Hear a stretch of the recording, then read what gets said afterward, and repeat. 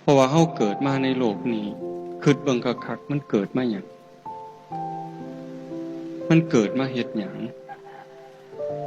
คันคนบ่ฮู้เรื่องบ่ฮู้ทีปก็สิว่าเกิดมากินเกิดมาเล่นเกิดมามวนเกิดมากอบมาโกยคันแนวนั้นขาดทุน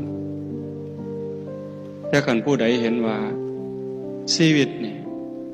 มันเกิดมาเพื่อเก็บเกี่ยวสัมภาระธรรมเก็บกรรมบุญกุศลมาฝึกมาฝนมาหัด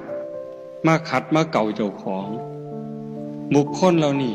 เป็นบุคคลที่สิได้กำไรในการได้เกิดมาโยมพอออกไม่ออกพิจารณาเบิ่งคักๆเฮาเกิดมาโตเป่าๆเสื้อผ้าก็บ่มีพ่อน้อยเกิดมาโตเป่าแขวก็บ่ได้เอามาเด้